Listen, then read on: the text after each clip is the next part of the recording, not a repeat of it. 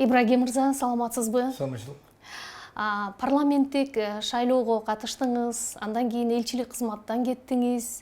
Ошентип бир топ убакыттан бери бир саясий айдыңда үнүңүз да чыкпайт, активдүү эмессиз. Анан биз сизди издеп жатып ойлондук, Ибрагим мырза эмне менен алек болуп атты экен, иштеп атабы же мындай чоң бир оор, татаал бир саясий процесстерден кийин мүмкүн эс алып атабы жакшылап деп. Рахматчым. Биринчиден мен жанагы элчилик кызматты өткөрүп бергенден кийин жашырбай эле айтыш керек. Туура. Аякка барасың, бияка барасың деген сөздөр болгон. Бирок аларга башка бирлер кетти. Мен айтпай эле коеюн кайсыл немелерген. Анан ошол боюнча 8 жыл өзү эс алган жокмун. 4 жыл 4 ай Түркияда, 3 жыл 2 ай Өзбекстанда иштеп, эс алган жокмун. Азыр мына 5 айдын жүзү болуп атат. Эч нерсеге аралашкан жокмун. Бирок мына Азаттык партиясынын, сиз азыр айтып кетпедиңизби, парламенттик шайлоого катыштык биз. Азаттык партиясынын кээ бир иш-чараларына аралашып атабыз, келип айтып. Себеби бул Азаттык партия дегенде дагы мындай элдерге кичине түшүндүрүлүк болсун. Булар Азаттык партияга өтүп кетти деп ойлобосун да. Ахмат Келдибеков, Жылдыз Жолдошева, мен, биз мурдагы эле ата журтчуларбыз. Ата журт партиясы Азаттык менен бирге биригип бир шайлоого барганда. Эми утулдук. Эми кантип утту, эмне болуп утулдук, анын баарын айтып берсек чоң жомок болуп кетет. Эми негизи парламентке өтпөй калдык. Бирок коомдук пикирлер айтылып атат. Коомдук нерселерди айтып атасыз. Мага журналисттер кээ бир маселелер боюнча суроо салышат. Журналисттер сураган немелери Майдандан жооп берип атам. Негизи менде табиятым мындай, баягы шайлоодон кийин митинг кылабыз, митингге чыгабыз. Мага андай нерселер өзү жакпайт. Митингге чыгып, тополоң кылып, бирок мен шайлоо бүтүшү менен мен убактылуу өткөргөн болчумун да элчиликти. Шайлоо бүтүшү менен мага министр телефон чалды. Чалып туруп эле 1-декабрдан баштап жумушка чыгыңыз деди. Мен 1-декабрдан баштап кайра Ташкентке кеткенмин, жумушка чыкканмын. Андан кийин кайра кызмат. Андан кийин январда указ чыкты. Жумушуңду өткөрүп бер деди. Эми ал барат, бур болот деген ар кандай көп кандидаттар чыкты. Бирок апрелде жаңы элчи барды, азыр иштеп атат. Мурда бизки 4 жыл болчу. 3+1 деп койду эле. Кийин 12 эле 3 жылга түшүрүп койду. Бирок кээ бирибизди чакырды 3 жыл болгондорду. Кээ бири 3 жылдан ашып кеткендер эле отурат. Эми ар кандай нерсе болот. Өзүңүз айткандай, чындыгында азыр мындай саясий алимтте сиз менен бирге мындай саясатта жүргөндөрдүн көпчүлүгү чет өлкөлөргө элчи болуп кетишти, же болбосо кайрадан мамлекеттик кызматта иштеп жатышат да. Анан албетте убагында мындай кызматка чакыруу болгон деп жатасыз. Эгер сыр болбосо, ал кайсы багыттагы кызматтар эле? Мисалы, элчиликпи, же болбосо мамлекеттик иш беле? Мамлекеттик иш. Анан маданият жагына көбүрөөк тартылган. Министр болуу мүмкүн. Жок, мен азыр должностун айтпай турайын, уруксат берсеңиз. Эми ал же бир киши иштеп атат. Иштеп аткандан кийин эми бул мындай да, бирөөнүн пешнесине жазылат, бирөөнүкүнө жазылбайт. Раз бирөө бар да, ал иштеш керек да. Эгер кызмат, эми бул деген кызмат деген биздин атадан калган, же атадан балага өтө турган нерсе эмес. Кимге насип эткен болсо, кимге туура көрүшкөн болсо, ошол барат, ошол иштейт. Бирок азыр күчтүүбүз. 60 жаш деген бул акылдын толгон убактысы, күчтүн бар убактысы. Мени чакырсын, мени чакыргыла деп эч кимге деле айтпайм. Керек болсо өздөрү чакырышат. Бирок сиз кандай кызмат болбосун барып иштөөгө даярсызбы? Кыргызстанга, кыргыз элине мен пайдам келе турган кызмат боло турган болсо, мен барганга даярмын. Максат кайсыл президент же кайсыл адам менен эмес, кайсыл мамлекетке, кайсыл элге кайсыл адамдар менен барбы, бул эң негизги нерсе бул. Команда десе эле кээ бир ойлоп калат да, эмнеге бул командада да жүрөт, бул командада жүрөт, ал командага барат деген сөздөр айтылат го. Бул ал такыр туура эмес. Биз бир фамилия үчүн эмес, эл үчүн же болбосо Кыргызстан үчүн иштешибиз керек. Башкача айтканда, сиз кайсы бийлик болбосун, сиз эл үчүн иштегенге даярсыз. Дайым. Менин Брежнев учурунан бери эле келетим. Башында бизде айтпадыбы, бул Бакиевский, бул Атамбаевский, бизде эле эмес, көпчүлүк сөз бар го. Анан эле карасаң бул Жээнбековдики дегендер, мындай сөздөр такыр туура эмес сөздөр. Эгерде кайсыл бийликке келбесин, керектүү кадр болсо, алар өздөрү чакырат. А керексиз болсо, ортого кимди койсо дагы өтпөйт. Башкача айтканда, сизди кайсы бийлик болбосун өзүн лоялдуу алып жүргөн саясатчы катары же мамлекеттик ишмер катары эсептесек болобу анда? Ал элден сураш керек. Эл кантип ойлойт аны? Сиз өзүңүз кандай лоялдуу адамсызбы? Ооба, мен мисалы үчүн ошол бийликтин камчысын чапкан адамдардын катарына кирбейм. Буну кесе айта алам. Мисалы үчүн эсиңерде болсо керек, мен Ак Жолдон депутат болгонмун. Ак Жолдон депутат болсом дагы мен бийликке каршы өзүмдүн оюму, өзүмдүн позициямды берген эмесмин. Мисалы үчүн ошол эле Каркыра, ошол эле 4 пансионат, же андан башка деле көп. Мисалы үчүн эле бирөөнү жумушка коюп атканда, же болбосо бирөөнү жумуштан кетирип атканда, сөзсүз түрдө фракцияда чечилгенден кийин айтат, фракциянын чечимин аткарышыңар керек деп. А мен аткарбай койгон учурлар болду. Бул кийин деле ата журт менен депутат болуп келдим, билесиз. Ошол учурда деле эми баягы мендеги позиция өзүмдүн менчик позиция эмес, бул элдин позициясы да. Мага эл чайлоочулар айтчу эле да, паланчаны айт, түкүнчөнү айт, бул туура эмес, аны айт. Мен болгон ошону айттым. Мен өзүм акылдуулугуман, же болбосо өзүм кыйындыгыман эмес. Мага элдин койгон тапшырмасын номер 1 трибунада, номер 1 микрофонда айта алат болчумун да. Азыр өзүңүз билесиз, мындай учур, кырдаал тез өзгөрүп жатат да, анан бардык процесстерде, тармактарда коом жаштардын келишин талап кылып жаткан учурда, анан орусча айтканда бир түшүнүк бар, мындай уходящие политики дегенчи. Сиз муну мойнуңузга алгыңыз келеби? Деги эле бул процесске, бул ойго кандай карайсыз? Негизинен мындай да, келечек жаштардыкы деген жакшы сөз бар. Советтер Союзунан бери айтылып жүргөн, бирок келечек кандай жаштардыкы? Мына ошол жерде ойлоно турган нерсе бар.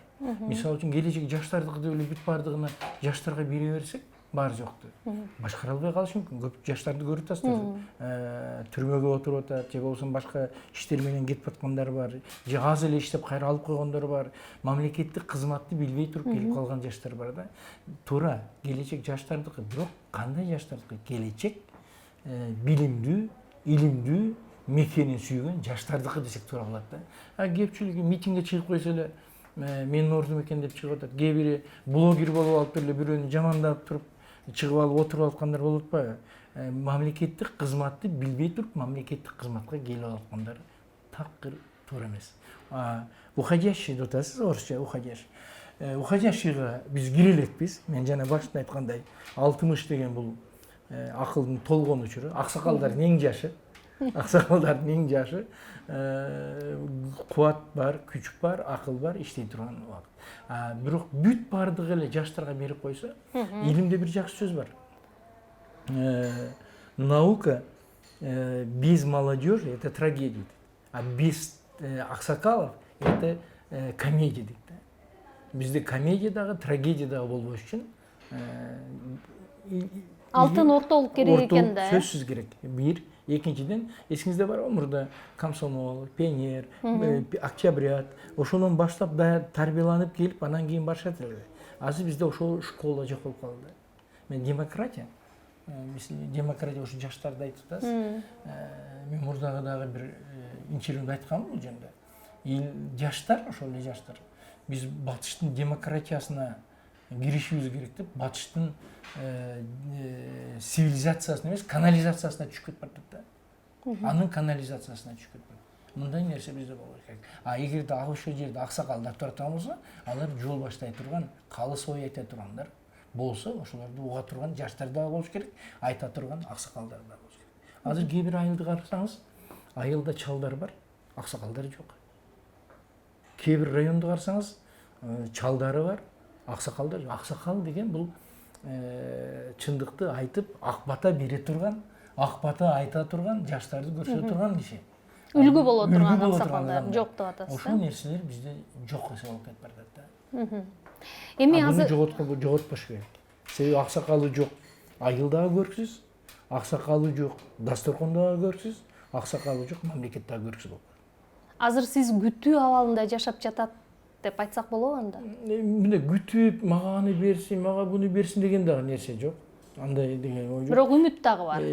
Эми үмүтсүз бир гана шайтан бар. Мен шайтан эмесмин. Мен шайтан эмесмин. Шайтан болбогондон кийин ар бир адам үмүт менен жашайт. Үмүт десе эле кызмат берсин, айыр кимде деген сөз эмес. Эми мен ойлойм сиз туура түшүнөсүз. Азыркы учурда сиз ишкер Аскар Салымбеков менен бирге иштешип жаткандыгыңызды эшитип калдык. Ал жерде эмне функция аткарасыз? Сиздин полномочияга эмне кирет болду экен анда? Мен азыр Дордой ассоциациясында кеңешчимин. Ал жерде Амангелди Мурсатович Муралиев кеңешчи, мен экөөбүз кеңешчибиз.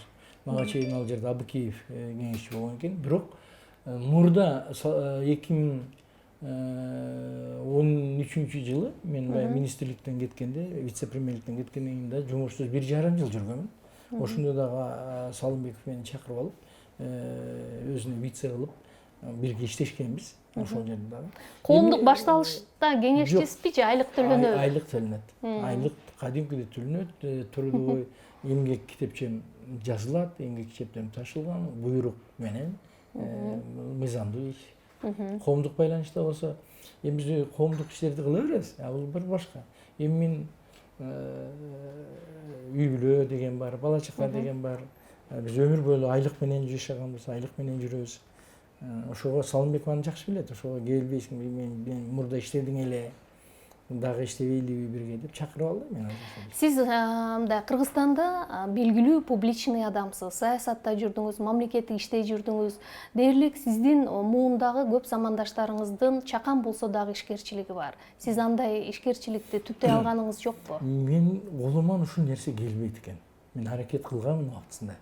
Эмне багытта, кайсы багытта Мисалы аракет үчүн кылдыңыз? фермерский хозяйство деген жаңа чыкканда, менин келинчегим мындай немеге күчтүү да бир ойлорду, өзү математиканын, экономист да, эки кесиби. Идеясы көп деле. Идеясы көп. Муну кылбайлы, аны кылбайлы, андай кылбайлы дейт.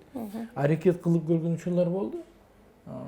Бирок мындай колуман мен чыгармачыл адам катары чыгармачылыкка кете беретим да. Баштап коюп эле, амалда билесиз, гастроль деген бар эле, айлап кетип калат элек.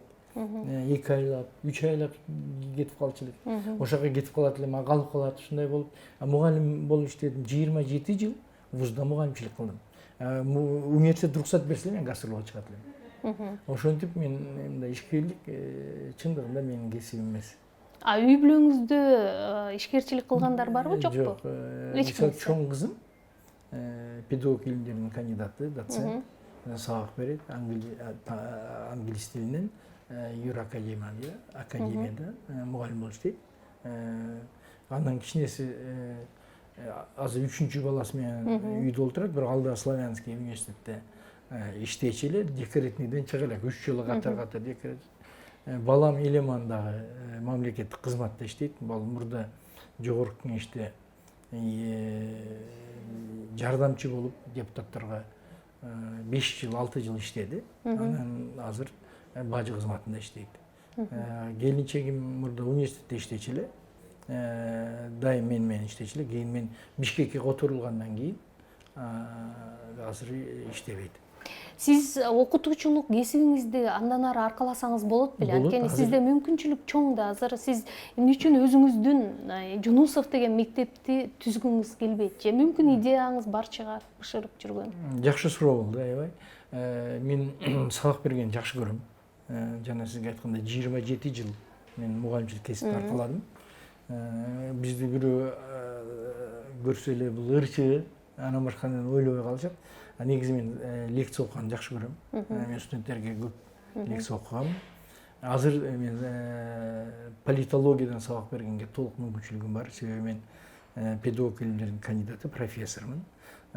Музыкадан сабак берсем дагы болот. Методика мен саясаттануу боюнча да берсеңиз берсе болобу? болот, ооба. Себеби мен Ага дареметиңиз жетет. жетет. Мен эми саясатта жүрүп калдым да.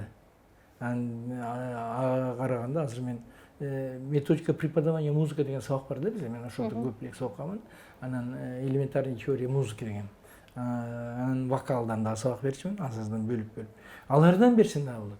Бирок азыр менде көбүрөөк саясаттанууга көбүрөөк, даже кээ бир саясий илимдердин докторлору докторлугуңду ушунан жактабайсыңбы, сен азыр жактай аласың деп чыккан кишилер бар мага.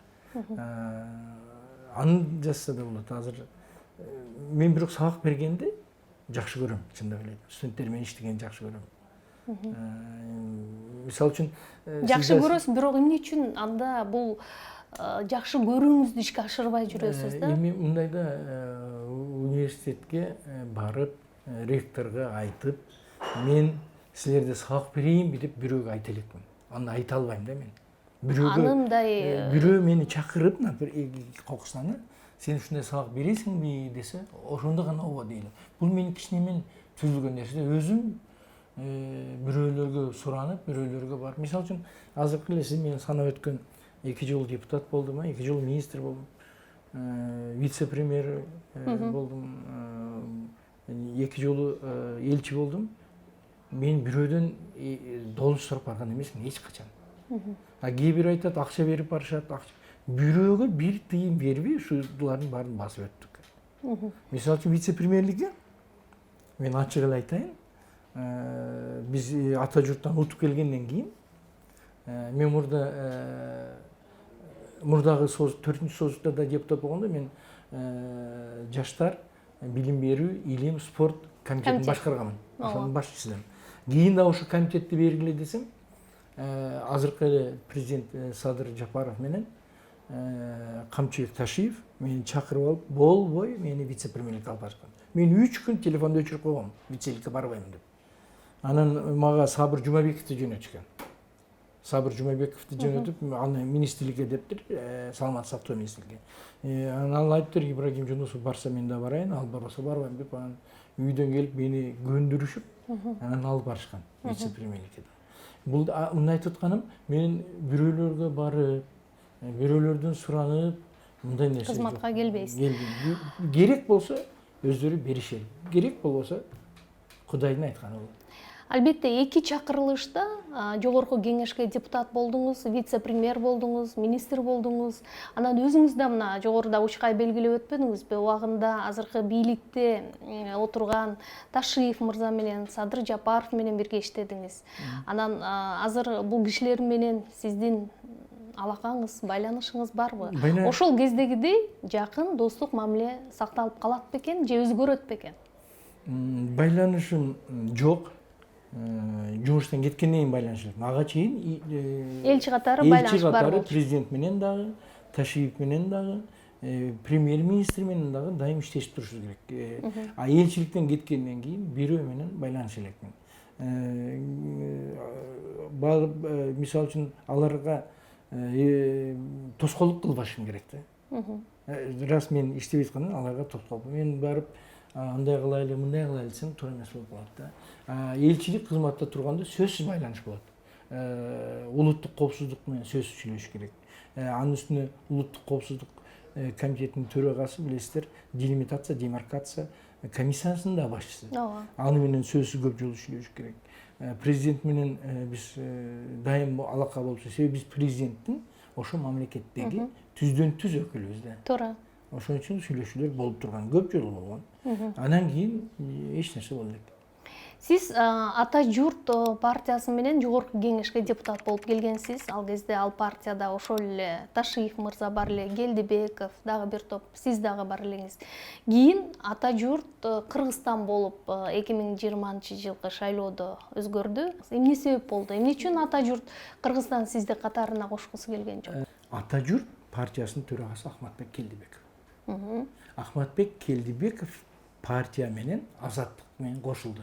бир эле экөө эмес 7 партия кошулду бул жерде. Мыктыбек Ооба. Арстанбектин партиясы, дагы башка партиялар бар, 7 партия кошулду. Булар мени чакырышты. Мен анда элчилик кызматтар үчүн мен келип Медетхан Шеримкулов, Ооба. Исмаил Исаков, Бөдөш Мамыров, Ахмат Келдибеков баардыгы отуруп. Баягы саясатта таасирдүүлөр биргишти. Алар чакырып алып мени 2 саат менен сүйлөштү. Анан мен ойлонгонго убакыт сурадым. Кайра кеттим Ташкентке. Анан арадан 15 күн өткөндө Келдибеков кайра чалды. Аке ойлондуңузбу? Болду эми ойлонуштун кереги жок. Анан мен министрге айтышым керек сөзсүз түрдө. Министр, тышкы иштер министрине. Анан кайра келдим. Дагы булар менен 4 саат сүйлөштүм. Анан орундарды бөлүштүрөт да билесиз, мест кайсы кезекте барат. Мага дайым жакшы орунду беришип атты негизи. 3-чү тизмеде 3-чү бардым. Биринчи Исмаил Исаков, экинчи Медетхан Шеримкулов, 3-чү мен. Биз Ата журт партиясы, дагы бир жолу айтайын, азаттык менен бириктик. Биз азаттыктын мүчөсү болуп барган жокпуз. Азаттыкты алдына коюп, биз Келдибеков менен бардык. Ташиевдер түзгөн Ата журт бул башка. Ата журт Кыргызстан бул башка партия. Бирок коомдук түшүнүк ошол эле партияны. Себеби Ташиев дагы лидер эле да. Ооба. Садыр Жапаров дагы лидер эле. Булар үчөө тең күчтүү болчу. Мен Ата журтту түзгөнүбүздө алар ошондо да мени чакырган. Мен баягы министрликтен кетип жумуш кылганда үчөө чакырып офисте Киевскийде аларды үчөө отуруп мага тапшырма беришип, мындай кылайлы, андай кылайлы деп. Анан мен аларда идеолог болгом. Идеологиясын мен жүргүзгөм Ата журтта. Ошондо эсиңизде барбы? Гимин. Ата журт, Ата журт. Ал Гиминди мен партия кармаган эмесмин. Эсиңизде болсо керек, 2010-жылы Ош окуясы болгондо бул партия менен сүйлөшүүлөр болуп аткандан кийин Ош окуясы болуп мен Ошко кетип калдым. Ошокто жүрсөм Келдибеков кайрадан мени чакырды. Дагы сүйлөштүк. Кайра Бишкекке келдик, Бишкекке дагы сүйлөштүк. Мен бул ырды Ош окуясына арнап жазгам. Ош окуянын 2010-жылкы окуяга арнап жазылган. Анан ошону партияга кемен кылып, булар конкурс объявить этишкен. Бир 20дай Ата журттун ырды карашты. Биз атты фамилияны койбой, жөн эле киргизгенбиз, ошондо Ата журтту тандап алышты. Эми ошол 7-чи чакырылышка сиз күчүңүздү башында сынаш үчүн Мекеним Кыргызстан партиясы менен келдиңиз. Кийин Азаттык партиясын тандап, ал партияга кошулуп келдиңиз. Аны айттык. Анан парламентке келүү менен эле бардык маселени чечсе болот деп эсептейсизби? Анткени азыр ойлонуп көрүп, азыр 7-чи чакырылыштын курамы жөнүндө дагы, анын ишмердүүлүгү боюнча дагы көп кескин сын пикирлер айтылып аткан учурда рас эле келбей калыптырмын деген ой келеби, жокпу? Азыр ошондой ой бар. Туура байкап атасыз. Мен эмне үчүн кайрадан баргым келди? Биринчиден, мен ойлогомун, 6-чы чакырылышка караганда 7-чи чакырылыш күчтүү болот. Ишенгенсизби? Дегенмин, ушинтип ойлогом. Себеби кетип бараткан партиялардын ичиндеги адамдарды көрдүк да. Фамилияларын көрдүк, бирок көбү келбей калды. Азыркы келгендерди карап туруп, келбей калганым дурус эле болгон окуйт деген ой келет. Кээде Кудай сактайт адамды.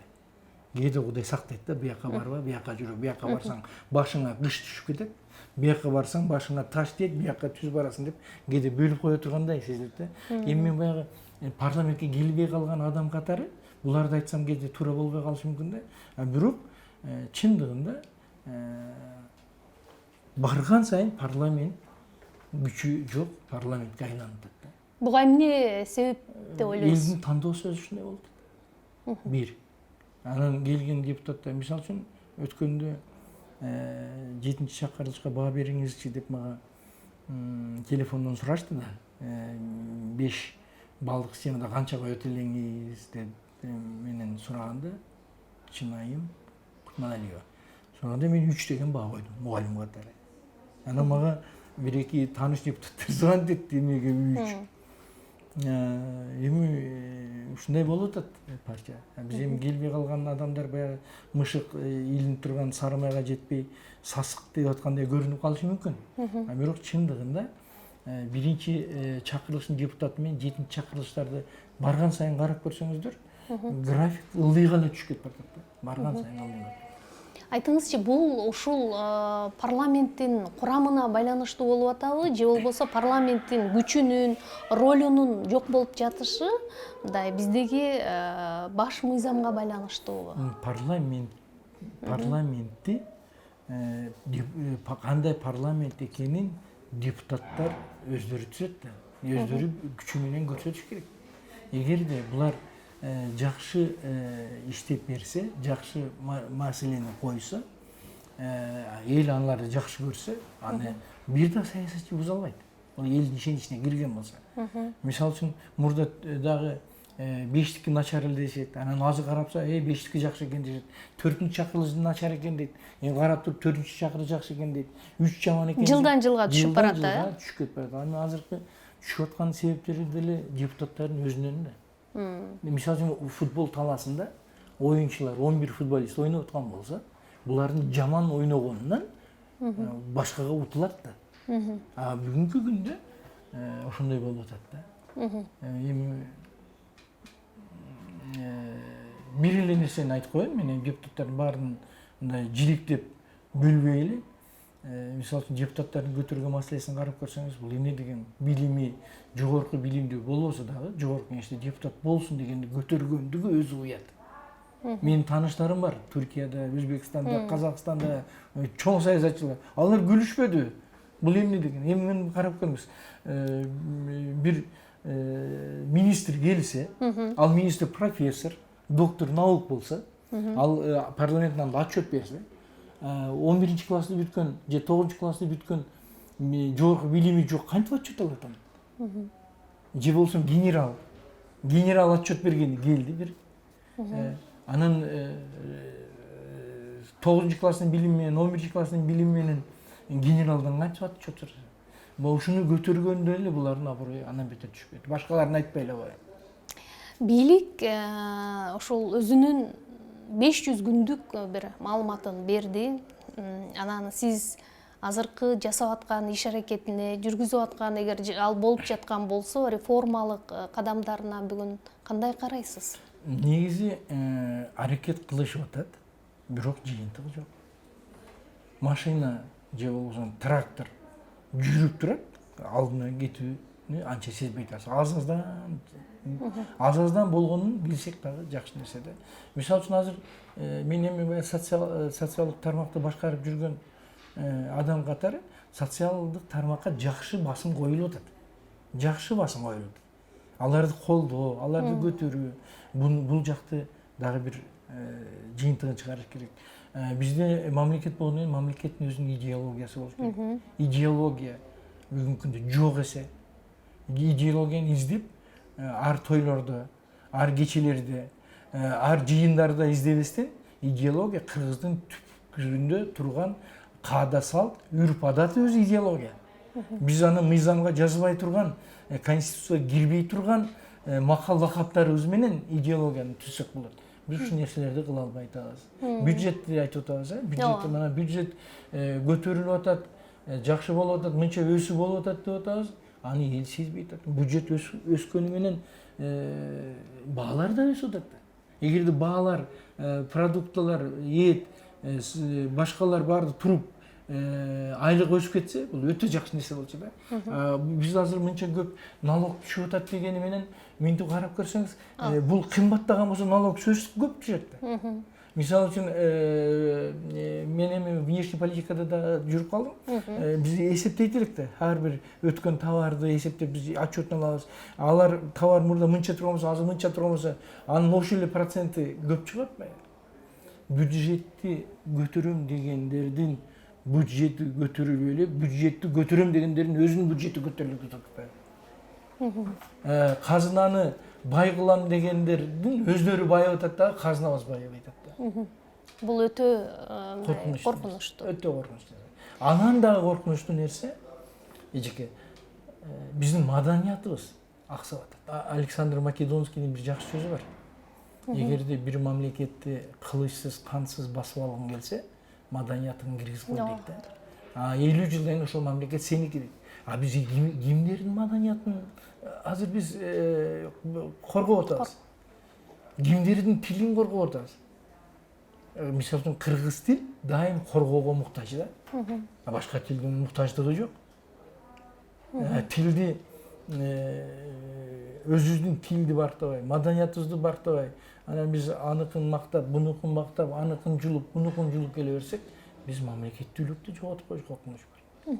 Мындан дагы коркунучтуусу акчадан дагы, бюджеттен дагы, саясаттан дагы эң коркунуч нерсе бул маданият.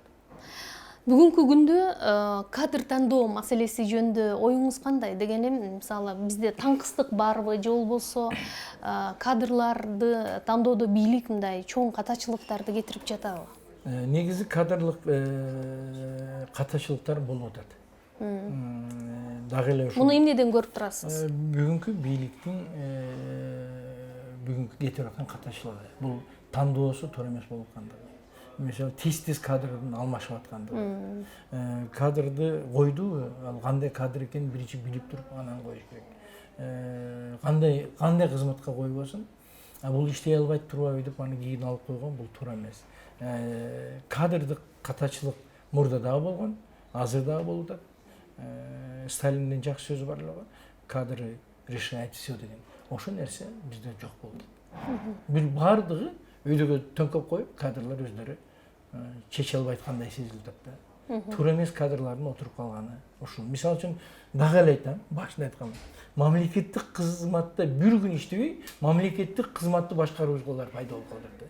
Мурда ушундай жер бар эле. Мамлекеттик кызмат жөнүндө жазылган мыйзам бар. 5 жылдан кем эмес мамлекеттик кызматта иштегендер мамлекеттик кызматка жетекчи болот. Кимдер жөнүндө айтып жатасыз? Мисалы, мурда иштебей кызматка Ал толтура. Ал менен фамилия бардын атабай эле коеюн, эми азыркы баргандарды көрүп атасыздар.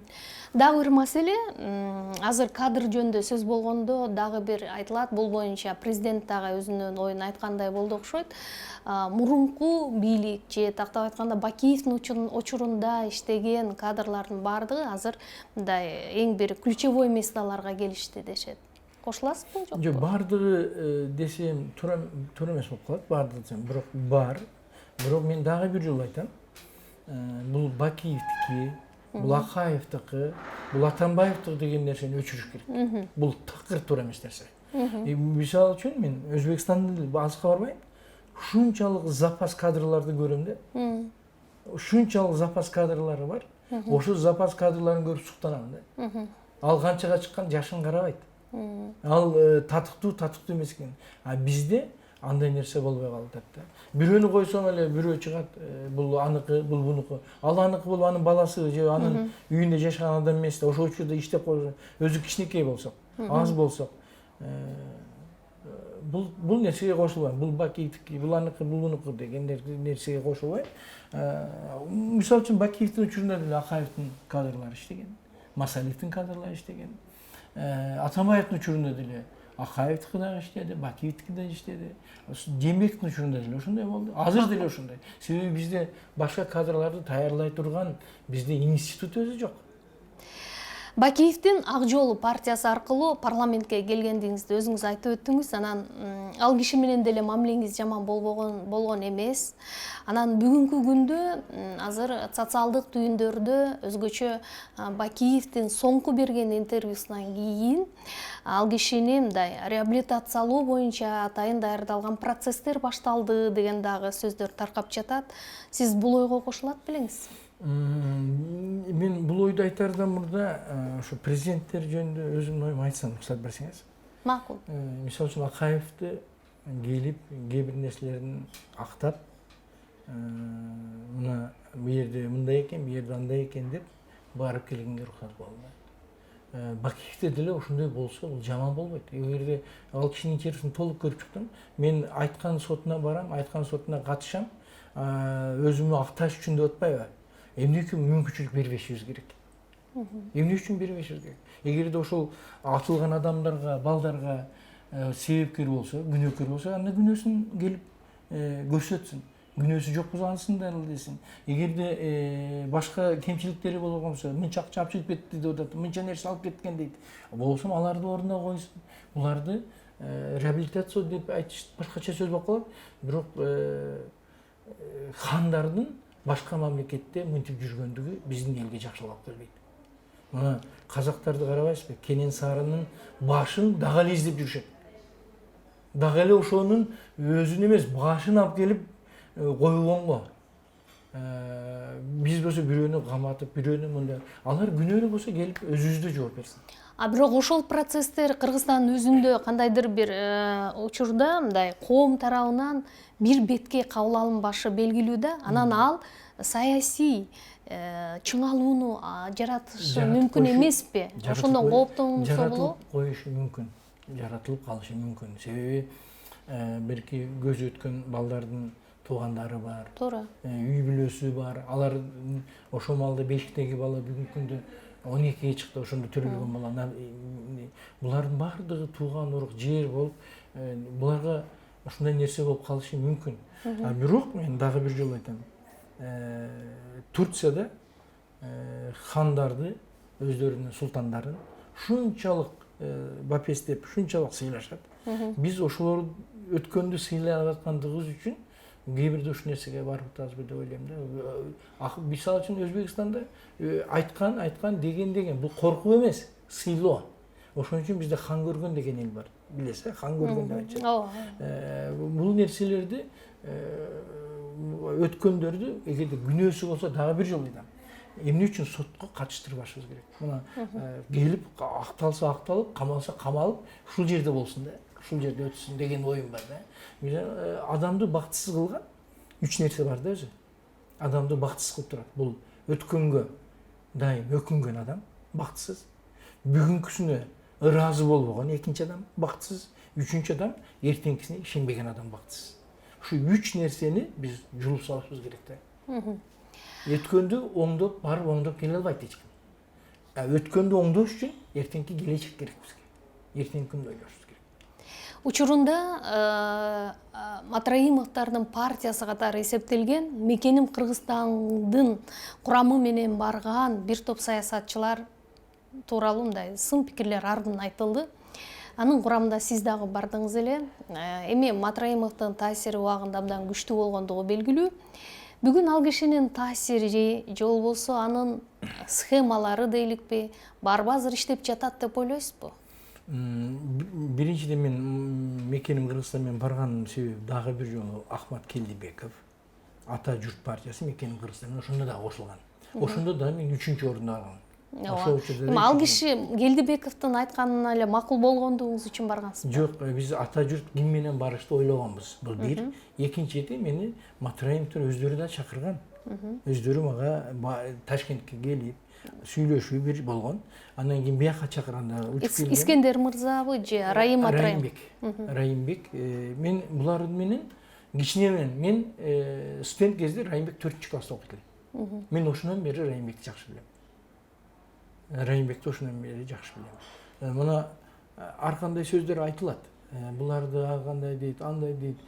Бирок негизи булардын салымы дагы бар. Эмне салымы? Мисалы үчүн азыр бизнесмендер Түркиядан алып келгендер айтышат да. Эгерде Матраимов төрага болуп турганда биз башкача иштейт элек. Азыр башкача болуп калды, кыйналып атабыз дейт. Же болбосо мына растаможка деп коебуз, Кытайдан чыккан товарлар мурда Кыргызстанда растаможка болуп, анын салымдары, салыктары, налогтору Кыргызстанга түшүп, анан бөлүнүп чыгып кетет. Же транзитти Кыргызстанга төлөп, азыр бүт барды Казакстанга төлөшүп, Казакстандан чыгып атат. Бир мен мына азыр жакында үйдү ремонт кылдым, өзүм бүт соодасын өзүм кылдым да базардан. Строй курулуш материалдарын. Ошолор эмне бул кымбат десең, азыр Казакстандан алып атпайбызбы дешет.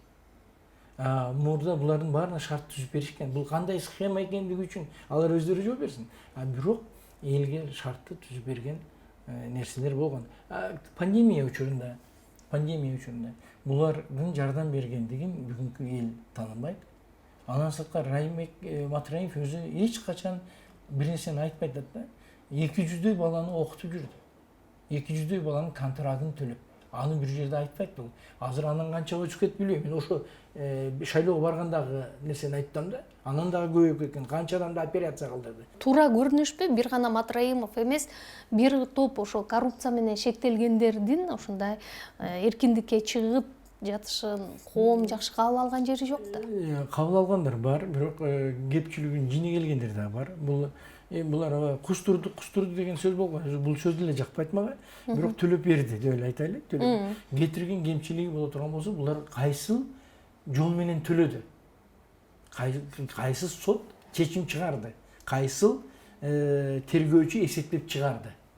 Кандай методика менен? Кандай жол менен? Мен ал жолду билбейм. Андай жолду мен көргөн да эмесмин. Бирок эч нерсе төлөтпөй камап отургандан көрө төлөтүп алып чыгарган, эгер адам өлтүрбөсө деген сөздө, балким бул нерсенин бир мыйзамдуу чеги бар. Мен ал мыйзамды мурда уккан эмесмин мындай нерсе. Дипломатиялык кызматта мына өзүңүз белгиледиңиз, 7 жылдан ашык иштеп жүрдүңүз. Анан сиз композитор гана эмес, өзүн ушул дипломатиялык кызматта дагы мындай көрсөтө алды деген пикирлер арбын айтылып келе жатат. Сиз үчүн элчинин түйшүгү арбын болдубу, же болбосо чыгармачылыктын түйшүгү түмөн бекен? Экөө тең бирдей. Экөө тең бирдей. Эгерде мен чыгармачыл адам болбогонумда, мен жакшы иштей алмак эмесмин. Себеби чыгармачыл адам өзүнүн өткөрөт да. Мисалы бирөөнүн проблемасын өзүнүн проблемасындай көрө алат да. Мисалы үчүн мага арызданып келген адамдар, же болбосо жогорку кеңеште мен көтөргөн маселелер мен өзүмүн жүрөгүмөн өткөрүп, анан алып чыгып элем да. Өзүмүнкүндөй көрчү элем да. Элдин көйгөйүн өзүмүнкүндөй көргөнмөн. Кандай чыгармачыл адам болбосун, ал элдин көйгөйүн өзүнүн көйгөйүндөй сезилет. Ошон үчүн анын жазганлары, же анын жазган обону, же анын жазган чыгармалары элге жетет да. Сиз саясий позицияңыз өзүңүзгө каршы иштеген учурлар болду беле? Көп жолу болду. Кайсы учур, баягы кайсы кейсти айта аласыз бул боюнча? Мисалы үчүн ошол эле каркырады өткөрүп атканда бизге каттуу эле тапшырма болгон. Болду, фракциянын чечими аткарылыш керек. Бул жерде мен аткарбай чыгып кетпедим. Сүйлөп, компьютеримди жаап, чыгып кеткен учурум болгон. Бирок саясатта ушундай дейт мага айтышты. Мени мандатыңды тапшыр деген учур болду. Эртеси күнү саат 4-тө мен мандатыңды тапшырасың дешкен мага. Саат 4-тө. Мен Медеткан Чаканович раматылык болуп кетти. Медеткан Чаканович чакырып атат саат 4-тө. Мандатыңды көтөрүп бар деген мага. Мен кете барып атсам эле саат 3-тө кайра звонить этти, келбей эле кой, эртең президентке киресиң деп кайра калтырышып. Президентке кирди, президент менен башкача сүйлөшүүлөр болду. Бирок каршы чыгып турушуң керек деген сөздөр болду. Раз эте сенин өзүң. Кээде ушундай нерселерге каршы барган учурлар көп эле болду. 4 пансионат мисалы үчүн. Бул сизге катуу таасир эткен эмес, бирок аягында, Эми таасир эткен кандай? Негизи жүз жарык болуш керек да. Мен берген добушума дайым жүзүм жарык. Президент кабыл алса, бүгүн сизди кайсы суроону бермек элеңиз? Эгерде президент менен бүгүн бул жөнүндө сүйлөшө турган болсок, жана сизге айткан, биздин маданиятыбыз, бүгүнкү биздин маданияттын жок болуп, артка кетип бараткандыгы, идеологиябыздын жок болуп аткандыгы. Идеология деген мисалы үчүн мамлекеттик катчы деген бар. Мамлекеттик идеология эмнеге болбой атат деп болгон бир суроону суроо. Демек, мындай саны бар, бирок сапаты жок жумуш деп ойлойсуз, Бул жумуш өзү керек. Мамлекеттик катчынын кыла турган иштери башка. Мамлекеттик катчынын иштегендерин биз көргөнбүз убактысында. Айтыңызчы, чыгармачылыкта келгениңиз келип турган учур мындай сиздин жашыраак жылдарга туура келсе керек, бирок жылдардын өтүшү менен бүгүн ошондой чыгармаларды жаза алат бекенсиз, жазып атасызбы? Жазып атам. Жаштар ырдап атат, мисалы үчүн. Дагы бир чыгарманы Эмирбек алды кайра, Алданын деген бир мырдаган кийин дагы бир жырыңызды ырдайын деди. Дагы жаш кыздар сурап атат, аларга берип атам. Азыркы эски ырларымы кайрадан ырдап чыгабыз. Мен Жалалабад менин күнүм деген ырларды кайра ырдап чыгышты, азыр башкачараак неме кылышып. Жаңы чыгармачы? Жаңы чыгарма мен азыр Айнанайын Кыргызстан деген кимдин сөзүнө, Зайырбек Ажаматтын сөзүнө жаздым. Мага абдан жакты. Азыр бүтүрдүм. Бирок раматылык акыныбыздын тирүү кезинде, Зайырбек тирүү кезинде өзүнө телефондон ырдап бергенмин. телефондан ырдасам аябай неме болуп мен бир эки жерде өзгөрткөмүн сөздөрдү. Өзүнөн сурадым, өзгөртүп кое берейинби десем, аке өзгөртүп бериңиз, мен уруксат берем сизге. Анан өзгөрткөн жерлерди кайра окуп берсем, ой ушул жерди туура кылыпсыз деп, анан сүйлөп бүткөндөн кийин кайра дагы бир жолу ырдап бериңиз, телефондон ырдап бергем да. Бирок элге чыга элек. Мен ушул ырды жаздым азыр. Мага дагы абыя жок. Айнанайын Кыргызстан, айнанайын. Муну өзүңүз ырдап чыгасызбы? Өзүм ырдаганга даярдап койдум, бирок жаш балдар сураса, бизде мындай нерсе жок. Азыркы жаш ырчылар ал ырдайт, бул ырдабайт деген экен. А биз учур андай эмес эле. Ким каалашынча каалагандай ырдасын. Менин ырымды бир ырчы ырдаса, бир жолу мага бирөө звонить этет. Мына алар сиздики эле го. Ак жоолукту кыйгач байлап, назданып, мен өзүңө болбой калдым колукту. Ооба десем, мен ырдай берейинби? Ооба дейм. А паланча ырчы уруксат бербей койсочу. Ушундай түшүнүк бар экен. Ал ырчыныкы эмес, бул автордуку, автор берет. А биздин башкачараак да. Биз эми Рыспай Абдыкадыровдун классы да биздики. Рыспай Абдыкадыровдун шакирттерибиз. Рыспай Абдыкадыровдун окуучулары болуп чоңойгонбуз. Бизде түшүнүк ушундай болуп калган да. Азыр деле жаңырыларды башкалар ырдаса, мага мисалы үчүн сен мени алдадың мен 95-жылы ырдаган элем. Мирбек Атабек 2010 ырдады, дагы башкача чыкты. Жаңы өмүр берип атат, э? Мисалы Роза Шакирова үйлөндү той кандай сонун дегени мен 90-жылы ырдагам. Ошондо Роза Шакирова айтат, мен мектепте элем сизди ошондо укканмын, концерт берип келип аккордеонмен ырдагыңызды. Ошондон бери жакшы көрөм деп. Алар ырдаса дагы бир башкача чыгат да. Жеке өзүңүздүн былтыр 60 жылдык юбилейиңизди бир кыргыз телевидениясында бир чакан бир кече менен эле белгилегендей болдуңуз окшойт. А сиз чоң мындай концерттерди качан берейин деген оюңуз бар? Мен акыркы жолу чоң концертти 50 жашымда бергенмин филармонияда. Анан кийин Ошто. Анан кийин 60 жылдыкка дагы филармонияны алып койгон болчук. Филармонияны койдуруп, сүйлөшүп, иш-чаралар коюп, чоң концерт менен бүткөндөн кийин Ош, Жалал Абад, Талас болуп кыдырмакпыз. Бүт 7 областтын центрлерин кыдырмакка даярлап койгондон кийин эле эсиңизде бар 30 апрель күнү Тажикстан менен 1-май, 2-майда күчөп кетти. А меники 13-үнө коюлган болчу. Бир, экинчи чети пандемия тоскоолдук берип калды. Анан кийин концертти мен бирок кое бер дешти. Рас алып койдум, кое бер дешип, ырчылар да даяр, бүт бар менин ырларым менен кошулган. Жакшы даярлап койгонбуз, режиссерлор даяр. Анан баягы койсом, мени жаман көрүп калышат эле да. Буга той эле керек экен да. 60 жылдыкты өткөрүп, той кылам деп, буякта 38-39 адам өлүп атса, канча адам ранен болуп атса, пандемиядан канча адам не болса дагы ушуну коюп алыптыр дебесин. Өзбекстанга да койгонбуз, Ташкентте да болмок. Бүт баарын токтотконго туура келди дагы. Анан ошо телевидениеде гана чакан стол болуп, ошол жерде гана өткөрүп коебуз. Азыр планында жокпу? Концерт койсом деген оюм бар. Өткөндө эле мага Кыргызбай Осмонов, филармониянын директору, ошо былтыр өтпөй калганды кайра кылбайлыбы. Мен айтмайм, 60 жыл өтүп кетти, 60 жыл калбайбыз, 61 жыл деп берейин энди. Десе, жок, жөн эле концерт кылбайлыбы деген. Чыгармачыл кече ката. Чыгармачыл кечеге кылбайлыбы, сизди сагынгандар бар. Ооба.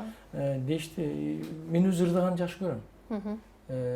Бир жолу ырдап, ошол 60 жылдыкта мен орусча айтканда живой ырдасам, отурган ырчылар айтат, үнүңүз такыр бузулуп атыптыр. Эмнеге бузулуш керек?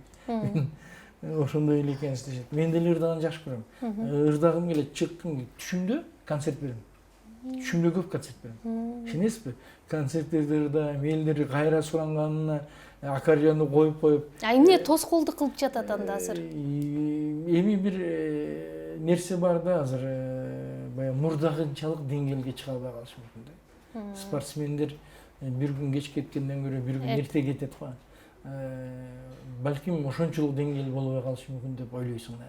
Андан көрө жазып эле бирөөлөргө бере бербейинби деген да ой келет. Тойлорго көп чакырышабы, деги эле тойго барып ырдоого кандай карайсыз өзүңүз? Тойдо ырдаган белесиз, жакшы эле көрүнүш. Булар өлгөн жерде ырдап аткан жери жок да. Поминкада ырдаган жери жок да. Тойго барып балдар ырдап атса, бул жакшы эле көрүнүш. Бирок концерт менен тойду алмаштырып жүрүшүп атат да. Жаман жери ошол. концертке чыкпай койду. Себеби жеңил оокатты таап алып атат да. Bir ырдаса тойда 300-400 доллар алат экен. Концертке чыкса, bir gün кечки ырдаса ошончо калышы мүмкүн, же калбашы мүмкүн. Булар фонограмма менен барып 2 күн ырдап коюп, ошончо алып кетип атат. Ошо концерт менен тойду алмаштырып алыш керек да. Бизде жылдыз дегендер дагы ошого өтүшүп кетти да. Мисалы үчүн мен министр кезде эсиңизде барбы жокпу? Фонограмманы токтотуп салдым эле. Ошону токтоткондо 2-3 эл ырчы концерт берип калган. Башка эч ким концерт бере албай калган. Алар мени жаман көрүштү көпчүлүгү. Себеби мен Түркияда дагы көрдүм, Өзбекстанда дагы фонограмма деген жок да. Музыкасы фонограмма -1 деп коет. Боло берет. Үн терүүлүү болуш керек да. Тойго барса деле фонограмма, концертте деле фонограмма, телевидениеде фонограмма керек.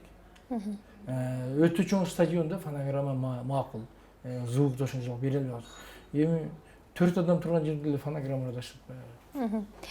Өзүңүздүн кыздарыңыздын же уулуңуз Элемандын да чыгармачылыкка жакындыгы барбы? Өзү бардыгы жакшырдайт. Бардыгы ар кандай аспаптарды өздөрүнчө ойнойт. Бирок мен чындыкты эле айтайын, балдарымдын, кыздарымдын менчилик музыкага сүңгүп кирип кетишин өзүм деле каалаган жокмун да. Түшүүгө өчүн. Көпчүлүк ойлойт. Жыргап эле, ырдап эле, окумуш эле жүргөндөй сезиле берет да. Негизи ал жерде өтө чоң түйшүктөр бар, өтө чоң кыйынчылыктар бар, өтө көп тосуулар бар. Эми биз чыгып кеттик, Кудай насип этип, бүт барьерлерден өтүп кеткенбиз. Бирок мен кыйналгандарды булар анчалык кыйналышын каалабайм. Мисалы үчүн, Элеманды популярдуу ырчы кылыш иттей оңой болчу да. Туура. Аты бар. 3 жашынан баштап атын бар. Элеманды көрөбүз деген өзү толтура болчу. Кээде мен концерт койгондо Элеман катышат деп жазып койчу элем. Эл көбүрөөк келсин деп.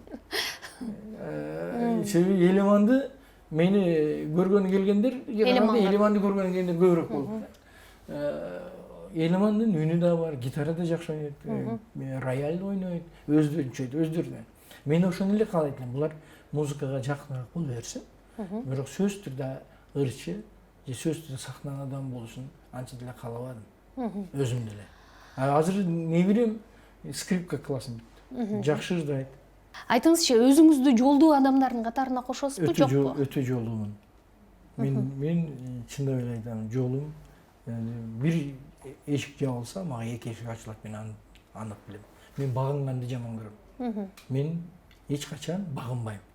Кичинемен ушундай болуп, мен эми 2 жаштан баштап атасы өскөнмүн негизи. Өзүбүздү киндигибизди өзүбүз кизип, биз бир туугандар өзүбүздү өзүбүз койгонбуз да. Мен эч качан багынбайм. Мен өзү жашоомдо мен жашырчыларды көп айтам. Жашоомдун 2 гана принципи бар да, эрежеси. Правила жизни 2. Биринчи правила эч качан багынбаш керек. Экинчи правила, биринчи правиланы эч качан унутпаш керек. Ушул эле нерсе менен бар нерсе жетишет. Болбосо мен атам министр болгон эмес, атам бай болгон эмес. Апам начальник класстардын мугалими болгон. 1-класстардан 4-класска сабак берген. Чыгармачылыкта тапкан досторуңуз мындай ишенимдүү болдубу же саясаттагы досторуңуз сиз үчүн ишенимдүү болдубу? Мен өзү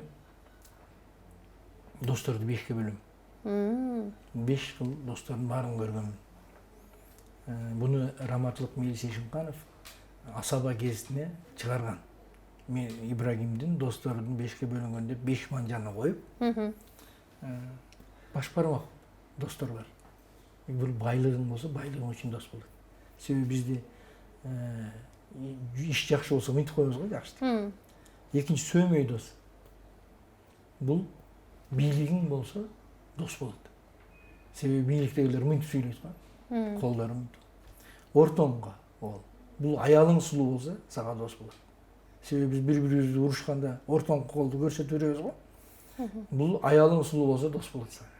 Кызык экен бул. 4-үнчүсү аты жок. Мындай достору болгон. Булар эмнеге дос болгонун өзү дагы билбейт. Сен дагы билбейсиң ал эмнеге дос болуп жүргөнүн.